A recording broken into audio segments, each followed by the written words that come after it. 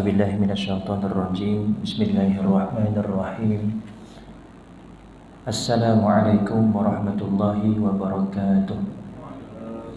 Linnabiyil Mustafa Rasulillah sallallahu alaihi wasallam wa ila arwahi walidina wa muallimina wa zabil huquqi alaina ajma'in. Al-Fatihah. A'udzu billahi minasyaitonir rajim. Bismillahirrahmanirrahim. Alhamdulillahi rabbil alamin.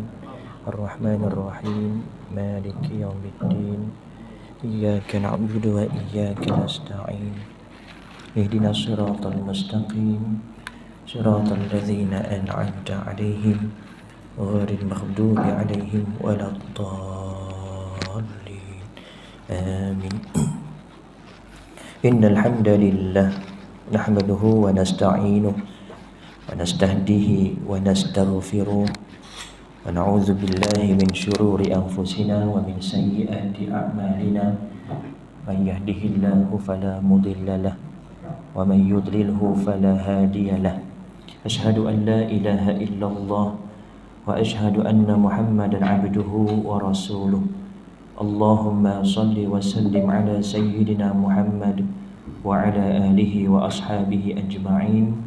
Subhanaka la ilma lana illa ma 'allamtana innaka antal alimul hakim. Rabbi shrah li sadri wa yassir li amri wahlul 'uqdatam min lisani yafqahu qawli. Allahumma anta rabbi la ilaha illa anta khalaqtani wa ana 'abduka wa ana 'ala 'ahdika wa wa'dika mastata'tu. A'udzu bika min syarri ma sana'tu abu'u laka bi ni'matika 'alayya wa abu'u bi dhanbi faghfirli fa innahu la yaghfiru dzunuba illa anta. Yang dihormati Tuan Pengurusi Surau, Tuan Imam, Tuan Bilal, pegawai serta ahli jawatan kuasa Surau Al-Islah Taman Canggang Jaya. Yang dihormati para alim ulama di kalangan tuan-tuan dan juga puan-puan, para pemimpin masyarakat, ketua-ketua taman, ketua kampung, ketua keluarga, seterusnya muslimin muslimat, hadirin hadirat. Alhamdulillah, pertama dan selama-lamanya marilah kita merafakkan kesyukuran kehadirat Allah Subhanahu wa taala kerana dengan limpah kurnianya dapat kita berkumpul pada malam ini, diberikan rahmat dan juga keizinan oleh Allah sama-sama kita mengerjakan salat fardu maghrib secara berjemaah, yang mana ramai lagi yang tak dapat diberi peluang salat maghrib berjemaah, tapi tuan-tuan puan-puan terpilih malam ini. Alhamdulillah, sedikit masa yang ada antara maghrib dan juga isyak kita isi dengan perkongsian. Bukan nak mengajar, sekadar berkongsi berkaitan tentang satu ilmu yang mana kata Nabi SAW, mafhumnya ilmu ini akan hilang bila mana matinya orang yang memiliki ilmu ini, dan akan berlaku fitnah, akan berlaku huru-hara, pergaduhan, perbalahan di kalangan dua orang bersaudara apabila tidak menjumpai orang yang boleh menguruskan dalam urusan pusaka. Muslimin muslimat yang dirahmati Allah, secara asas alladzina idza asabathum musibatun qalu inna lillahi wa inna ilaihi raji'un. Alladzina asabat, yang ditimpa musibah, qalu inna lillahi wa inna ilaihi raji'un, maka katalah inna lillahi wa inna ilaihi raji'un. Kita biasa guna kalimah ini ketika mendengar kematian. Bila ada berita kematian, barulah inna lillahi wa inna ilaihi raji'un. Tetapi apa jua musibah yang berlaku kepada kita, kita disunatkan untuk mengucapkan inna lillahi wa inna ilaihi raji'un. Dan apa yang kita nak faham daripada kalimah ini? Inna lillahi, sesungguhnya semua adalah milik Allah. Inna lillahi wa inna ilaihi raji'un, dan sesungguhnya kita ini ilaihi, kepada Allah akan dikembalikan. Sebab tu bila kita ujian, ditusuk duri pun sunat kita kata. Sebab apa? Duri tadi, musibah tadi datang dari Allah. Dan sihat kita sebelum ditusuk duri tadi datang dari Allah. Dan Allah tarik sihat kita jadi sakit sebab kena duri. Sunat kita katakan. Dan dalam apa jua perkara, semuanya datang dari Allah, termasuk badan kita, termasuk mata kita, tangan kita, kaki kita, perut kita, kemaluan kita, mulut kita, yang mana 7 anggota ini di akhirat nanti akan disoalkan oleh Allah. Tidak berganjak kaki seorang hamba itu di yaumul mahsyar nanti, melainkan akan ditanya 4 soalan. Salah satunya berkaitan tentang anggota tubuhnya, apa yang dia lakukan dan sebagainya. Maka anggota kita, tangan, pipi juga milik Allah, dan semuanya milik Allah dan akan kembali kepada Allah, termasuk harta kita. Harta kita bila kita di dunia ini, Allah bagi pinjam saja, Allah tak bagi terus. Kalau kita ada sesuatu harta nak hadiahkan kepada kawan kita, kita ada motosikal, kita bagi dekat kawan, contoh, besok kawan tu jual dekat orang lain, kita boleh marah tak dekat dia? Tak boleh dah, sebab tu hak dia, kita bagi. Melainkan kalau kita bagi pinjam, pakailah motor ni, nanti kau dah ada duit beli motor sendiri, yang ni pulang balik, tiba-tiba dijual, marah tak kita? Marah kita. Kita boleh minta ganti dekat dia, sebab menjual hak kita. Begitu juga dalam harta kita, bukan milik kita tetapi milik Allah. Dan antara soalan 4 tadi, salah satunya juga berkaitan tentang harta. Dari mana datangnya dan untuk apa dibelanjakan. Bila kita mati, secara asasnya harta kita itu akan kembali kepada Allah secara hakikatnya, dan Allah akan kembalikan semula kepada waris-waris kita. Melalui cara apa? Cara faraid. Sebab itu hukum menentukan pusaka guna faraid adalah wajib, bukan pilihan kedua, bukan bila dah bergaduh adik-beradik, bukan bila dah berselisih baru nak kembali kepada Al-Quran. Apa kata Allah? Faridatan minallah, ini adalah kefarduan dari Allah. Nasiban mafruḍah, ketetapan kiraannya yang telah diwajibkan.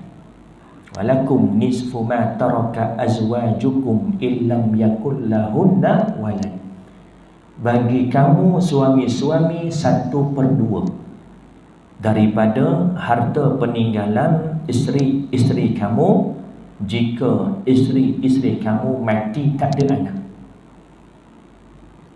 Bagi suami, bagi isteri, bagi ayah, bagi ibu, bagi anak-anak yang lelaki, yang perempuan, Allah terangkan secara detail dalam Al-Quran. Tuan-tuan boleh lihat dalam surah An-Nisa ayat yang ke-11, ayat yang ke-12, dan ada beberapa ayat lagi dalam Al-Quran. Allah menyebutkan berkaitan tentang ketentuan kepada waris-waris. Ini menunjukkan harta yang kita miliki ini, bila kita mati terputus tanggungjawab kita kepada harta kita. Maknanya Allah dah tak tanya lagi dah harta kita lepas kita mati. Sebab dikembalikan kepada Allah dan Allah berikan kepada ahli waris. Maka hukum untuk menentukan pusaka menggunakan faraid ini adalah wajib, kerana ia adalah perintah Allah. Ustaz, boleh tak nak bagi sama rata, nak bagi muafakat? Boleh. Islam ni bukan terlalu ketat, bukan terlalu menyusahkan, bukan terlalu nak bagi kita rasa semua ni berat, tak. Tetapi jangan ambil mudah, kerana nak bahagi sama rata, nak muafakat, ulama menetapkan 3 syarat. Syarat yang pertama, mesti di kalangan ahli waris yang menerima, yang layak mendapat pusaka, di kalangan orang yang akil dan juga baligh. Maksudnya bagi yang kanak-kanak atau bagi yang OKU dari segi fikiran akal dia, tak boleh sepakat untuk sama rata atau muafakat. Wajib diberikan kepada dia mengikut kiraan faraid. Itu syarat yang pertama. Syarat yang kedua, mesti di kalangan ahli waris yang menerima pusaka tahu dahulu berapa bahagian mereka mengikut kiraan faraid. Kerana hikmahnya supaya kita tidak membelakangkan perintah Allah, supaya kita tidak memandai-mandai dalam menguruskan pusaka. Dan syarat yang ketiga, mesti redha di kalangan ahli waris yang nak sepakat tadi, terutama bagi waris yang asalnya mengikut faraid bahagian dia banyak, tiba-tiba nak sepakat sama rata jadi sikit. Maka bagi yang terlibat dalam konteks daripada asal banyak jadi sikit, kena redha dari dia. Bagi yang sikit tiba-tiba sama rata jadi banyak, yang tu tak perlu redha dia memang nak.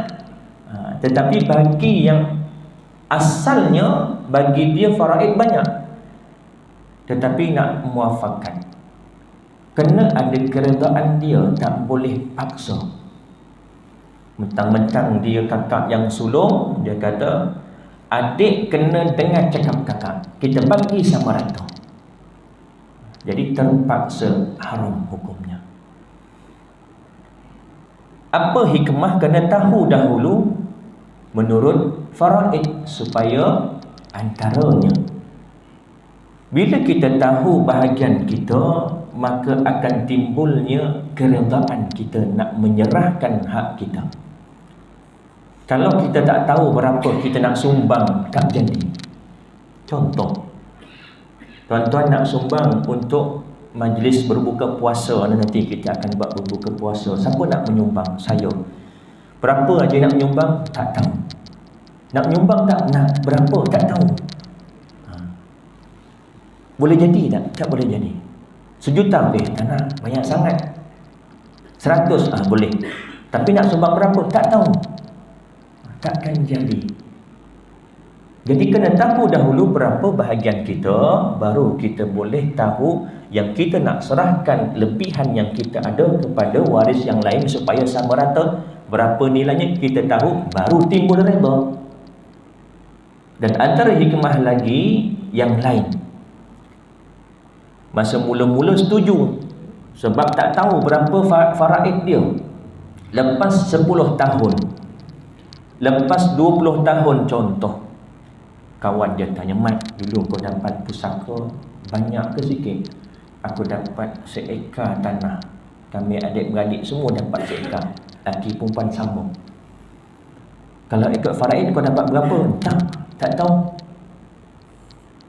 Mari sini aku kirakan. Kalau aku kira-kira, sepatutnya faraid kau dapat 1,5 ekar.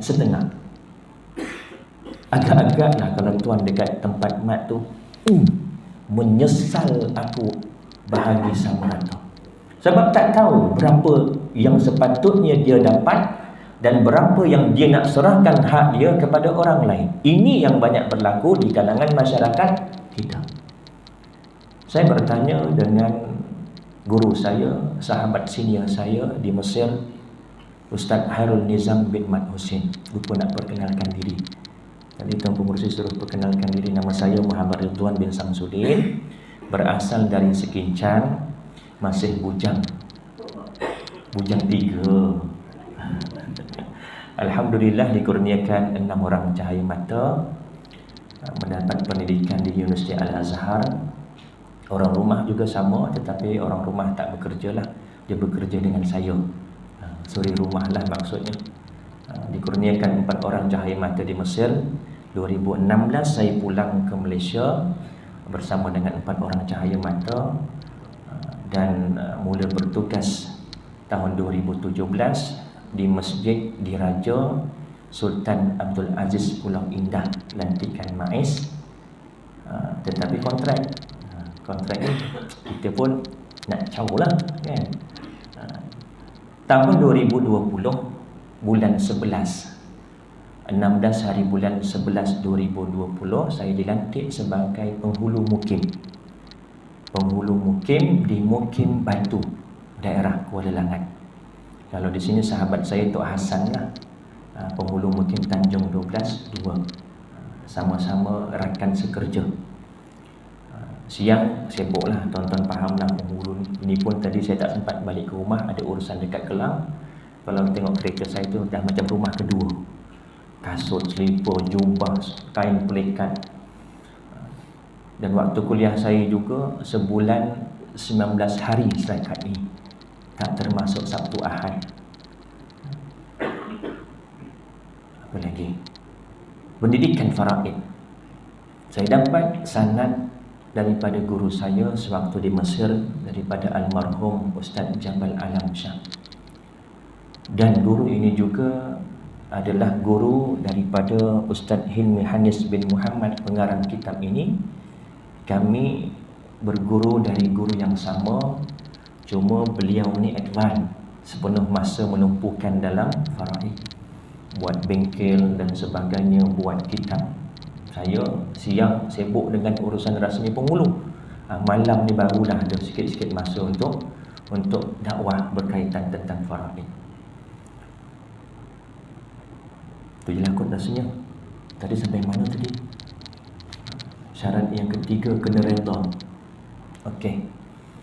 Yang berlaku kebanyakan ahli waris tak tahu dahulu berapa bahagian mengikut faraid, terus bahagi sama rata. Saya tanya dengan sahabat saya, senior saya, juga guru saya waktu di Mesir, kerana dia sering mengajarkan kami junior-junior dalam pengajian kuliah-kuliah tutorial tambahan.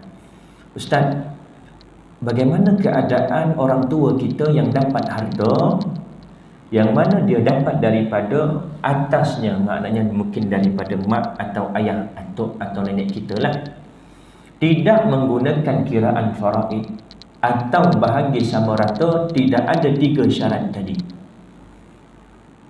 Beliau memaklumkan, beliau pernah bertanya dengan gurunya, Syekh Said Saltut, merupakan ahli jawatan kuasa Darul Ifta. Darul Ifta ini kalau kita di Selangor, Jabatan Mufti Negeri Selangor. Darul Ifta ini macam Jabatan Mufti satu Mesir. Penduduk di Semenanjung dah sama macam bilangan di Kahirah.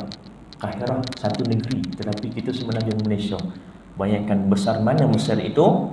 Dia antara salah seorang ahli jawatan kuasa Darul Ifta.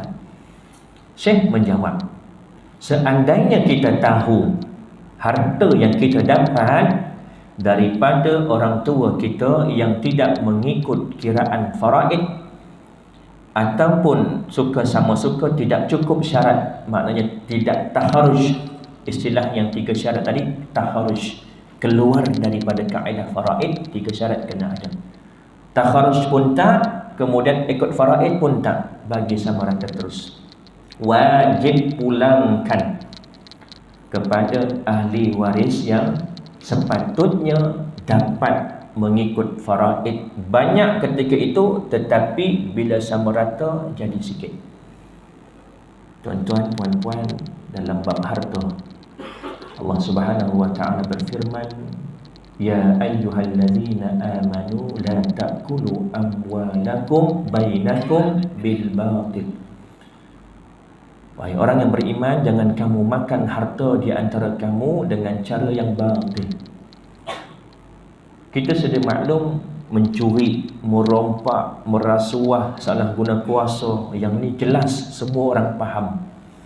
Memakan harta secara batil, mengambil hak waris lain dalam urusan faraid juga termasuk dalam perkara memakan harta secara batil. Hati-hati. Lebih menakutkan lagi kalau kita termakan harta anak yatim. Na'udzubillah. Nabi SAW bersabda, kullu lahmin nabatat min haramin fannaru awla bi. Tiap-tiap daging yang tumbuh dalam badan kita dari sumber yang haram, fannaru awla bi, maka nerakalah tempat utamanya. Sahabat bertanya, ya Rasulullah, sikit pun masuk neraka ke? Apa kata Nabi? Walaupun sebatang kayu sugi. Kayu sugi agak-agak berapa harga? RM1. Lebih kurang lah. Kalau dekat Seri Petaling itu RM1 dapat 3, saya ingat. Lagi murah. Walaupun sebatang kayu sugi, kita ambil hak orang lain, fannaru awla bih. Sebab tu dalam urusan harta yang mana masuk dalam kantong kita, Islam sangat-sangat menitik beratkan. Pastikan sumber yang halal. Contoh dalam urusan kita menjumpa sesuatu harta. Tuan-tuan, puan-puan kan keluar rumah, keluar surau nanti kan dekat depan pintu terjumpa RM100, contoh. Nampak RM100, ambil. Tak boleh guna selama tempoh setahun. Dalam tempoh setahun kena iklankan, hebahkan siapa ada hilang duit sekian-sekian jumlahnya di tempat sekian-sekian, tarikh sekian-sekian, boleh berjumpa dengan saya, berhubung dengan saya. 2-3 hari lepas tu iklan lagi, hebahkan lagi. Lama mana? Setahun. Setahun sehari tuan-tuan boleh guna dah duit tu. Setahun 2 hari tuannya jumpa tuan-tuan, itu duit aku dulu. Wajib kita pulangkan balik duit dia. Jangan main-main. Susahnya ustaz, jangan ambil. Kalau rasa susah nak memikul amanah itu, jangan ambil duit atau harta yang kita jumpa. Biar orang yang amanah ambil. Kita ambil, kita kena bertanggungjawab. Kalau susah nak bertanggungjawab, jangan ambil, tinggalkan. Bukan hak kita, orang lain punya, jangan ambil. Habis itu ustaz, macam mana ustaz? Dah lama sangat dah ni kami tak tahu macam mana nak pulangkan balik ni. Waris pun dulu-dulu dah tak tahu dah siapa lagi dah, anak-anaknya dah tak jumpa lagi dah. Serah pada Allah Subhanahu wa taala. La yukallifullahu nafsan illa wus'aha. Kita serah pada Allah, mudah-mudahan Allah mengampunkan dosa orang tua kita yang dulu yang mungkin tak tahu tentang perkara ini. Dan kita yang hidup sekarang, saya sarankan kami dai faraid, guru-guru faraid, yang ini penulis ini timbalan Presiden Doa Faraid Malaysia, dai-dai, pendakwah-pendakwah faraid 1 Malaysia. Pengurusinya adalah Ustaz Husairi, Ustaz Muhammad Husairi bin Saleh. Ini pengurusinya, pun sama juga kawan ngaji Mesir juga. 100% masanya, tumpuannya dalam urusan dakwah faraid. Baru-baru ni presidennya dijemput di Sabah oleh Majlis Ugama Islam Sabah untuk memberikan penerangan berkaitan tentang pusaka.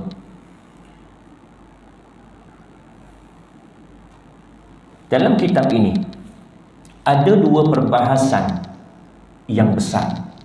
Kalau tuan-tuan lihat dalam isi kandungannya. Bahagian pertama yang besar adalah berkaitan tentang pemahaman fiqh. Yang ini nanti kita akan masuk, mudah-mudahan pada perjumpaan akan datang, kalau tak sempat pada malam ini. Dan satu lagi perbahasan berkaitan tentang pengiraan. Saya dan rakan-rakan lain tak mengharap ataupun tak memaksa tuan-tuan supaya bila belajar faraid boleh kira. Kalau tuan-tuan boleh kira daripada A sampai Z, afdal, itu lebih baik. Tetapi penekanan kami adalah supaya masyarakat dapat pendedahan berkaitan tentang fiqh faraid, hukum-hukum yang berkaitan tentang faraid. Yang mana harta pusaka, yang mana bukan harta pusaka, siapa waris yang dapat, berapa bahagian dia. Kadang-kadang orang yang halal, yang haram dicampur jadi harta pusaka. Tak tahu, sebab tak tahu. Kadang-kadang ada pun waris yang sepatutnya terhalang tetapi diberi juga, sebab tak tahu. Jadi penekanan kami supaya masyarakat dapat faham tentang fiqh faraid. Kalau tak dapat kira-kira pun tak apalah, sekurang-kurangnya dapat tahu ini hukumnya apa. Boleh tak buat macam ni? Buat macam tu boleh ke? Yang ni berapa dapatnya? Yang tu berapa sepatutnya dapat? Sebab kita boleh berurusan dalam bab kira-kira di mahkamah syariah, tak ada masalah. Atau di unit pusaka kecil, mereka boleh keluarkan sijil faraid, mudah. Tetapi dari segi hukum faraid, yang mana mereka mungkin tak ambil kisah di pihak mahkamah syariah, di pihak unit pusaka kecil, dia tak tanya pun harta ni daripada siapa, harta ni daripada wang mana, daripada sumber mana, tak ada. Yang dia tahu si mati ada tanah sekian-sekian, okay, warisnya sekian-sekian, itu saja. Tetapi kita yang waris yang masih hidup, kita kena tahu yang mana yang dikatakan harta pusaka, yang mana bukan harta pusaka, supaya tidak bercampur antara yang halal dan juga yang haram.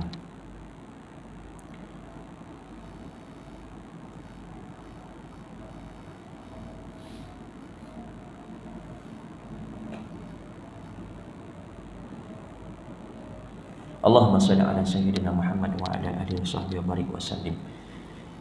Kita lihat sedikit isi kandungan apa yang kita akan perbahaskan dalam kitab ini nanti. Yang pertama berkaitan tentang definisi ilmu faraid, kemudian peranan ilmu faraid, tujuan ilmu faraid, sejarah pewarisan harta pusaka, hukum faraid.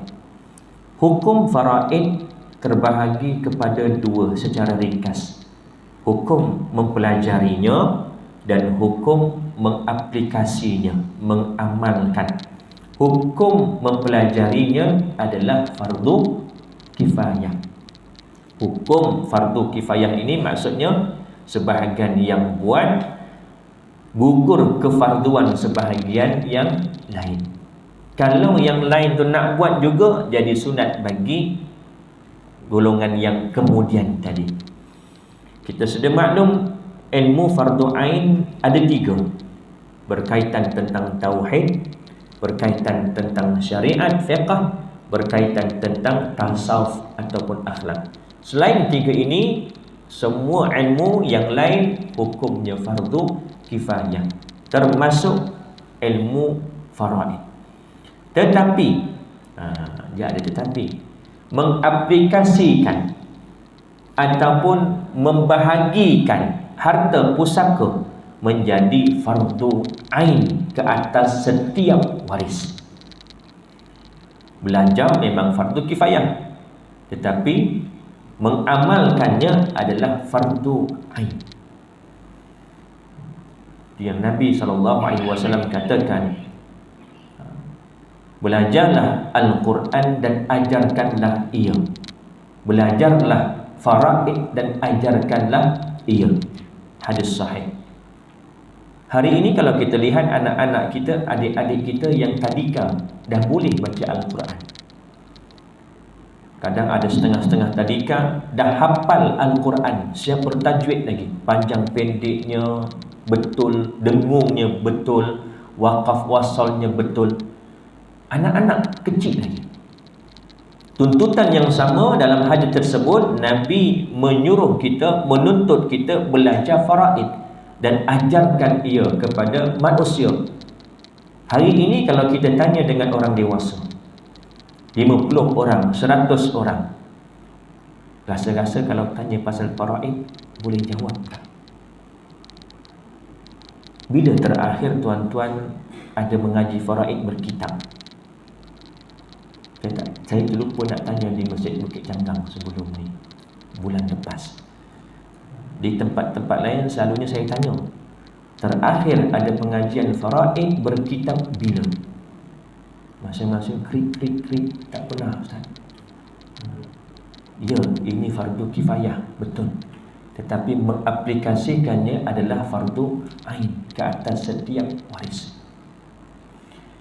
Kemudian berkaitan tentang kepentingan mempelajari ilmu faraid. Kemudian sejarah sedikit berkaitan tentang sahabat yang mahir ilmu faraid, kepentingan dan keistimewaan ilmu faraid, sumber hukum faraid, rukun-rukun pusaka yang dah masuk dalam bab fiqh. Berkaitan tentang rukun pusaka, harta pusaka, apa dia definisi harta pusaka. Kemudian perkara yang wajib ditunaikan terhadap harta pusaka. Tuan-tuan, faraid ini bukan bila orang mati terus faraid, tidak. Faraid ini tingkat yang ke-5. Dan waris wajib mendahulukan 4 perkara sebelum faraid. Apa dia? Yang pertama, urusan jenazah, mandinya, kafannya, solat ke bumi. Kalau misal kata menggunakan dana, menggunakan duit, wajib waris ambil harta si mati untuk menguruskan urusan jenazah ni tadi. Yang kedua, berkaitan tentang hutang si mati dengan Allah. Apa contoh? Puasa tak dapat ganti, kena bayar fidyah. Apa lagi? Nazar si mati. Kalau misal kata masa hidupnya ada niat bernazar, kalaulah sihat daripada sakit ni, saya bernazar nak sembelih lembu 2 ekor, nak bagi makan dekat orang masjid. Contoh dia bernazar. Baik dia sihat, tiba-tiba kemalangan, na'udzubillah, meninggal dunia. Hutang dia dengan Allah termasuk juga tadi nazar. Apa lagi hutang dengan Allah? Hajinya yang belum tertunai. Waktu hidup dari segi harta dia mampu, tetapi belum dapat panggilan lagi. Maka bila dia mati, dia termasuk dalam orang yang berhutang dengan Allah dalam urusan haji. Wajib waris badalkan haji si mati. Duit siapa? Duit si mati tadi. Ini sebelum faraid. Perkara pertama tadi urusan jenazah, yang kedua hutang si mati, yang ketiga hutang dengan manusia. Yang ni biasa kita jumpa. Selesai solat jenazah, biasanya waris akan berucap, tuan-tuan, hari ini ayah saya pergi buat selama-lamanya. Jika ada ayah saya terhutang dengan sesiapa, boleh berhubung dengan saya sebagai waris. Ini biasa kita nampak, hutang dengan manusia. Yang keempat, wasiat jika ada. Habis yang keempat, barulah faraid. Bukan bila dah meninggal dunia terus faraid, tak. Ini yang akan menimbulkan fitnah kepada faraid sendiri. Biasa kita dengar kubur merah lagi sibuk cerita pasal harta. Faraid ini tuan-tuan bukan cerita tentang harta. Bukan bila kita nak cerita tentang faraid, kumpulkan geran tanah ayah, kumpulkan geran kereta ayah, duit ayah dalam akaun, buku bank semua kumpulkan dekat tengah. Bukan tu maksud faraid. Tetapi maksud faraid adalah menentukan. Menentukan Alung dapat berapa, Angah dapat berapa, kumpulkan. Ini yang dituntut dalam Islam, disegerakan. Kita dilewatkan sebab persepsi tadi. Kubur merah lagi sibuk cerita tentang harta. Tuan-tuan, sebaiknya ketentuan tadi dibuat pada hari kematian. Biasanya azan ke terusnya? Biasanya sebaiknya dibuat semasa hari kematian. Sebab apa? Sebab hari kematian tersebut semua waris-waris ada. Panggil terus, selesai ke bumi jenazah, panggil semua, alung, angah, ayah baru pergi. Sekarang ini mak nak tentukan faraid untuk kita setiap ahli waris. Bahagian mak 1/8, bahagian kamu alung bakinya 7/8, dengan angah kongsi dengan nisbah lelaki 2 bahagian, perempuan 1 bahagian. Dah, itu saja. Soal nak memindahkan, pindah milik daripada nama geran arwah ayah kepada anak, itu urusan kemudian. Kita sedia maklum, nak buat penukaran nama tersebut bukan ambil mudah. Berurusan di unit pusaka kecil memakan masa. Dia cakap 6 bulan, dia cakap je 6 bulan, kadang-kadang bertahun baru selesai. Belum lagi ada masalah nak kumpulkan waris, tak kumpul-kumpul, yang tu tak dapat datang, yang ni tak dapat datang, tertangguh lagi sampai bertahun-tahun baru selesai pindah milik. Tanah tersebut ada tak hasil?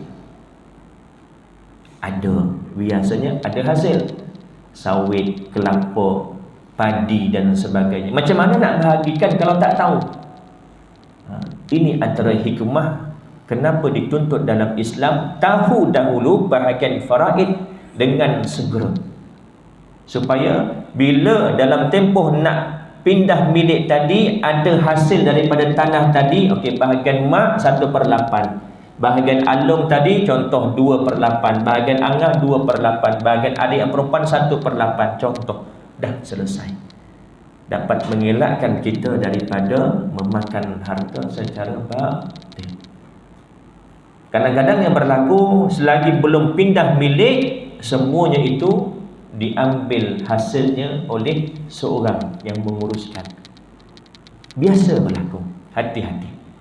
Yang menguruskan hati-hati, ini amanah.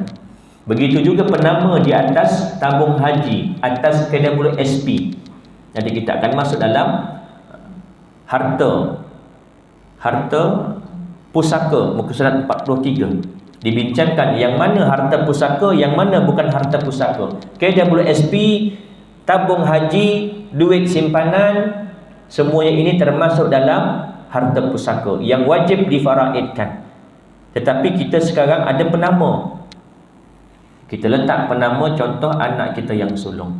Dia hanya wakil sahaja, memudahkan urusan untuk keluarkan duit, bukan untuk dia.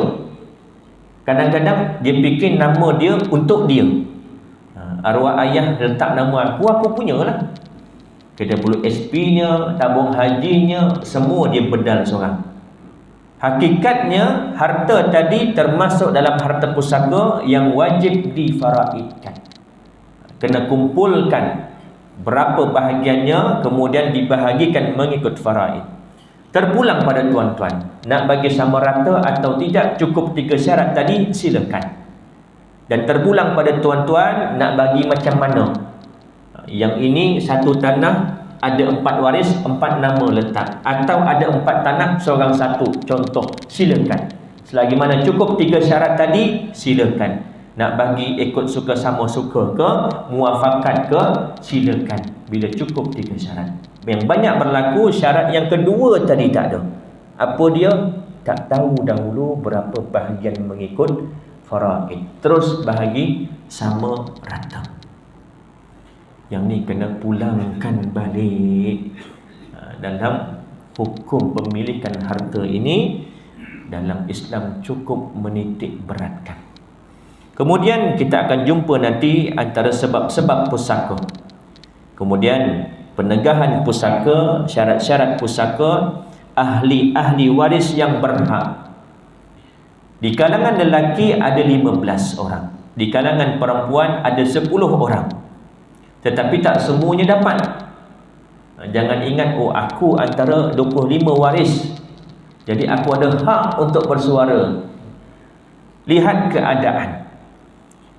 Jika berkumpul ke 25 waris ini, 15 lelaki, 10 perempuan, 5 orang sahaja yang berhak dapat. Siapa dia? Ayah si mati. ibu si mati, pasangan si mati, anak lelaki si mati, anak perempuan si mati. Yang lain minta maaf, 1 sen pun tak dapat. Kadang-kadang bila orang tak faham, yang luar ini lebih sudu dari kuat. Dia pula yang menentukan, dia pula yang sibuk-sibuk tanya, padahal dia bukan ahli waris yang berhak. Adik-beradik si mati contoh, pakcik si mati. Bila ada 5 orang ini, yang lain akan mahjub, terhalang secara hirman, bukan terhalang disebabkan nuksan. Hijab ada 2, hijab nuksan dan juga hijab hirman. Hijab nuksan ini daripada asal banyak, dia terhalang jadi sikit. Tetapi yang selain 5 tadi, hijab hirman, tak dapat langsung, 1 sen pun dia tak dapat. Bila ada 5 orang waris ni tadi. Kemudian nanti kita akan masuk lagi dalam bab jenis-jenis pembahagian pusaka. Yang ini kita akan dah mula nanti nak masuk dalam bab pengiraan. Mudahnya saya guna tablet, jadi tak perlu nak guna whiteboard lagi dah. Jadi belah sana ada skrin ke? Sini ya. Tapi boleh nampak Muslimat boleh nampak. Jadi tak perlukan whiteboard lagi dah. Mudah insya-Allah akan datang. Kemudian nanti kita akan masuk dalam bahagian kedua berkaitan tentang pengiraan dan sebagainya. Insya-Allah. Untuk permulaan ini ada tak soalan? Ya. Pastikan tadi kebenar apa tadi adik-beradik ke atau penerima tadi mendapat kebenaran Keredaan. Adakah melalui mulut ataupun surat ataupun melalui orang ketiga, tapi dengan kebenaran itu. Okey. Contoh tadi ada 4 orang lelaki, ada 4 orang perempuan. Semua sepakat nak bagi sama rata. Cukup 3 syarat, semua akil baligh, semua dah tahu berapa bahagian masing-masing mengikut faraid. Kemudian semua yang 4 lelaki ini redha untuk bagi sama rata. Adakah mesti kena bertulis? Kalau perlu, eloknya buat. Kalau misal kata dia setuju melalui mulut saja, tapi kalau semua agak-agak tak timbul perkara yang tak diingini, faham maksud saya? Tiba-tiba anaknya pula tak setuju. Kalau ikutkan anaknya tak ada hak. Tetapi ialah macam-macam sekarang boleh berlaku. Dia campur di mahkamah dan sebagainya. Jadi kalau boleh bertulis, itu lebih afdal. Tetapi biasanya urusan tersebut bila dipanggil oleh pegawai di unit pusaka kecil, biasanya pegawai akan tanya, ini nak bagi macam mana? Ikut faraid atau sama rata? Mereka tak tahu kita sebagai umat Islam wajib mengikut faraid. Ada setengah yang faham, tak apa. Yang tak faham, ikut kita. Jadi tak apalah, bagi sama rata lah. Dia tak tanya pun, cukup tak 3 syarat tadi? Dia tak tanya. Kita yang belajar, kita kena tahu supaya ini syarat untuk membolehkan antara hikmah supaya kita tidak membelakangkan syariat perintah Allah. Kalau misal kata, ya. Untuk kes saya baru lepas kematian mak lah. Lebih kurang dalam bulan lepas. Saya ada tiga orang kakak dan 2 orang adik, seorang lelaki, seorang perempuan dan seorang abang. Jadi kita dah bersetuju untuk membagi sama rata lah. Tapi saya dah sebab dekat situ apa tadi, saya sebagai pemegang amanah lah.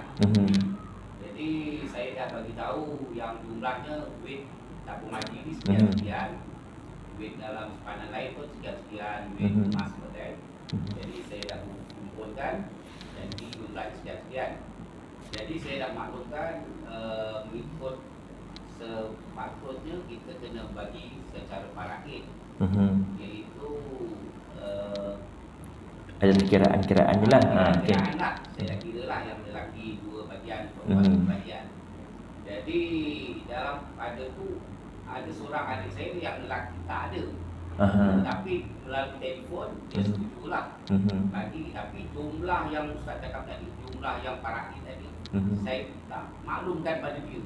Tak maklumkan. Tapi saya cakap dengan dia, kalau ikut faraid, kau dapat lebih lah. Lebih daripada yang perempuan. Dan saya tanya dia setuju tak? Kau dapat kurang. Sebab bila sama rata, secara kau dapat kurang. Tapi saya terlupa nak bagi tahu jumlah yang sepatutnya diterima. Tapi dekat situ dia buat keputusan, dia kata saya ikut tadi. Jadi adakah macam Ustaz kata tadi wajib pulang, bukan nak pulang benda dah terlepas semua tu. Macam sekarang dah kira belum dia punya nilaian sebenar. Dah bagi dah sama. Dah maklumkan dengan anak yang tadi tu. Kalau dia kata okey. Tak ada masalah. Saya khawatir tu Ustaz kata nak bagi kumpul balik kan budak tu. Dia dah masuk poket, dah masuk sana sini. Jadi yang adik saya takut dia, tapi saya dah bagi tahu dia, tapi pula yang nombor tu saya tak bagi tahu dia secara mutlak, tapi saya dah cakap dengan abang saya. Abang saya dekat pasal puasa tadi, saya mesti tanya pada abang saya. Sebab dia juga kata Ustaz cakap tadi, ada tak pihak yang ialah terkurang. Betul. Yang perempuan kawan aja. Yalah, sebab bahagian dia dari sikit jadi banyak. Terkurang. Jadi saya tanya abang saya kata okey. Saya ikut saya nak bagi sama rata supaya jangan ada bising kemudian nanti kan. Saya tanya adik saya kata jangan kata okey. Tapi jumlah tu saya tak dapat maklumkan. Okey, sekarang bila dia dah dapat jumlah, dia dah maklum dah. Dah. Lepas tu bila masuk penerimaan duit saya bagi. Saya ada minta waris dia lah, anak dia datang sign dan dia setujulah. Okey. Selesai dah. Alhamdulillah, tu kira selesai dah lah. Jadi nampak Ustaz macam mana perjalanan ataupun yang cara saya buat tu, adakah mengikut syariat atau betul, ikut syariat. Sekurang-kurangnya dia dah tahu berapa bahagian dia mengikut faraid dari segi pecahan portion. Itu sebab kita tak boleh nak nilaikan terus berapa ekar tanah semati, berapa nilai kereta, sebab benda ni semua ada penilai yang khusus, tak boleh kita nilaikan suka-suka. Jadi sekurang-kurangnya waris yang lain tahu berapa bahagian portion dia. Portion ni maknanya pecahan. Yang ni 7/8 contoh, yang ni 1/8, yang ni 3/8. Tahu dahulu. Ustaz, ni satu. Dalam pecahan tadi saya ada keluarkan sedikit tadi, ada persetujuan ramai. Dalam 5,000, 6,000 daripada jumlah besar tadi. Dalam dengan dalam pengetahuan dan semua waris. Saya kata duit ini saya khaskan untuk pembinaan masjid, pembangunan masjid di Canggah. Wakafkanlah. Okey. Semua setuju. Semua setujulah, tapi ada satu kesalahan atau tidak saya ambil dulu. Okey, kalau dia dah bersetuju tak ada masalah. Kalau dia tak bersetuju, kita tak boleh buat. Syarat dia kena tahu berapa bahagian mengikut faraid. Selepas pada tu nak buat apa, kena 3 syarat tadi. Kalau misal kata waris yang terlibat tadi kanak-kanak, walaupun dia setuju, tak jadi. Kalau semua cukup umur dan semua rela, maknanya setuju, silakan. Nak dia tak nak pun boleh jadi. Yang penting 3 syarat tadi kena ada. Kalau contoh satu yang tak setuju, di kalangan 3 lelaki, 3 perempuan, yang lelaki seorang kata aku tak setuju, sebab kalau bagi sama rata bahagian aku jadi sikit, ikutkan faraid ni bahagian aku lelaki banyak. Yang lain 5 orang lagi haram, kata dia tamak. Faham maksud tamak? Ambil hak orang masuk poket kita. Yang kawan ni tamak ke? Dia ambil hak dia yang Allah dah tetapkan. Haram yang lain kata yang seorang ni tamak. Dan wajib yang lain ini bagi bahagian dia mengikut faraid. Selebihnya ada 5 orang waris nak bagi sama rata, silakan. Cukup 3 syarat, silakan. Yang seorang tadi tak cukup syarat yang ketiga, dia tak rela. Jadi yang lain wajib kena bagi mengikut kiraan faraid bahagian dia. Tapi kalau semua setuju tadi, sama ada nak bagi sama rata, sama ada nak ambil sedikit untuk wakaf, semua setuju, tak ada masalah. Sebab semua dah tahu bahagian masing-masing. Dekat 5,000 tu ada bahagiannya 1/6 contoh, dia ambil daripada 5,000, tak apalah, aku rela. Sebab dah tahu portion dia berapa mengikut faraid. Dan lagi satu, kalau bahagian yang kita untuk wakaf tu kita katakan ini untuk mak bapak kita dan adik-beradik kita dan ahli keluarga, anak-anak cucu lah. Boleh tak? Kita niatkanlah. Layak tak anak cucu itu? Cucu-cucu tu termasuk terima tu. Yelah ke apa? Kita panggil apa? Manfaat tadi. Mudah-mudahan. Saya nak kata layak, kita bukan penentunya. Tetapi Nabi SAW satu kisah. Seorang bertemu dengan Nabi, "Ya Rasulullah, boleh tak aku nak bersedekah untuk mak aku?" Apa kata Nabi? "Na'am, boleh." Sebab tu dalam bab tahlil ada khilaf ulama, sama ada perkara tersebut, pahala tersebut sampai ataupun tidak. Jadi bila perkara khilaf ini, kita tak perlu gaduh-gaduh. Tak perlu nak tegakkan yang satu pandangan saja. Tadi Jumaat baru cerita tentang ekstrim, pendapat dia je betul. Tidak. Selagi perkara itu ada khilaf di kalangan ulama, kita berlapang dada. Andai ada pihak yang tidak setuju dengan pandangan kita, termasuk juga dalam urusan tadi, sama ada sampai ataupun tidak, kita serah kepada Allah. Cuma niat kita untuk pahala tadi sampai kepada orang yang keluarga kita yang dah meninggal dunia tadi. Mudah-mudahan sampai. Kita pun dapat pahala sebab bahagian kita dah tu. Orang yang meninggal dunia, walaupun dia pemilik asal, dah terputus dah hak dia dengan harta tadi. Jadi hak kita. Kita pun dapat pahala. Kalau sampai pahala tersebut, arwah pun dapat pahala tanpa mengurangi pahala kita. InsyaAllah, mudah-mudahan sampai. Kita doa. Okay, ada lagi soalan sebelum kita tutup? Kalau tak ada, insyaAllah bulan depan kita akan mulakan pengajian lepas raya lah, saya ingat. Bulan depan dah puasa, tarawih. Lepas raya kita mulakan pengajian berkitab.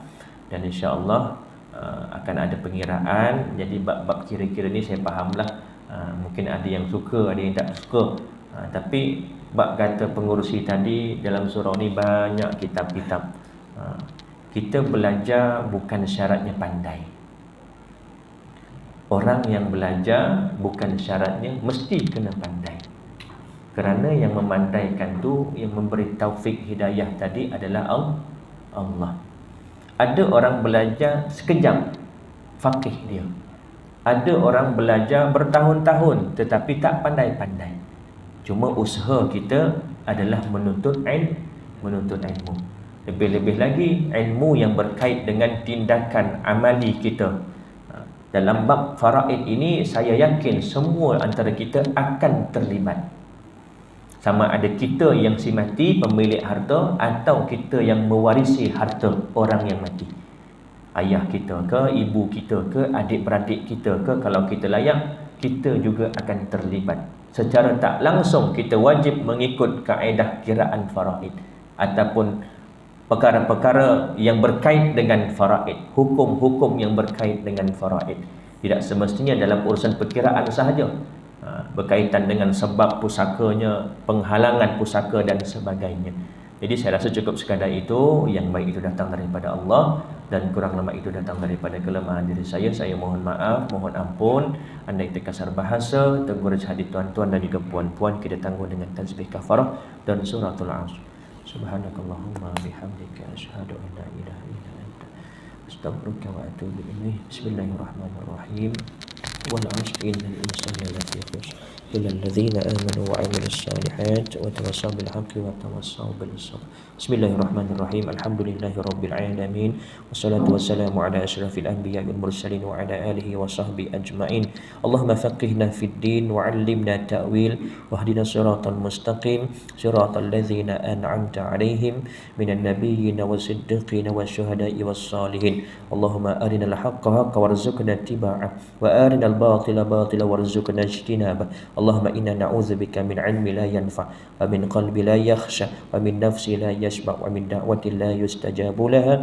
Rabbana atina fid dunya hasanah wa fil akhirati hasanah wa qina 'adzaban nar. Wa sallallahu ala sayyidina Muhammad wa ala alihi wa sahbihi wa baraka wa sallam. Walhamdulillahi rabbil alamin. Assalamualaikum warahmatullahi wabarakatuh.